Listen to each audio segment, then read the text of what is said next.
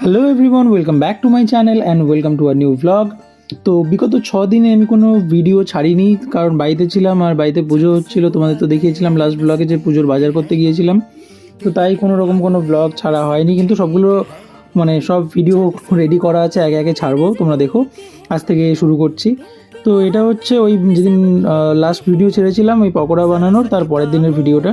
তো সারাদিনে কী কী করেছিলাম সেটাই দেখো। সকালে উঠে চা বানিয়েছিলাম সবার জন্য, তারপর বাজারে গিয়েছিলাম কিছু জিনিস কিনতে, সেখানে গিয়ে পুরি খেয়েছিলাম।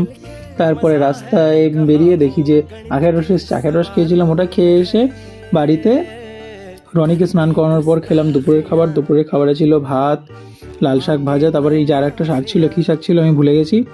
তারপর ছিল ওই ওলকপি দিয়ে মাছের ঝোল। আর তারপর রাস্তায় বসে ওয়েট করছিলাম। ওই আমাদের একটা মিনি ফ্রিজ আসার কথা ছিল, গ্রেট ইস্টার্ন থেকে অর্ডার করেছিলাম, কিন্তু এখানটা একটা ছোটো মোটো স্ক্যাম হয়ে গেছিলো, সেটা আমি পরে তোমাদের একটা ভিডিওতে জানাবো। এই হচ্ছে মিনি ফ্রিজটা, যেটা এই দুজন দাদা রায়গঞ্জ থেকে নিয়ে এসেছিলো, ওনারাই এনে সেট করে দিল। কিন্তু সেট করার পরে বললো যে 3 ঘন্টা পর অন করতে, কিন্তু কেন বললো সেটা আমি জানি না।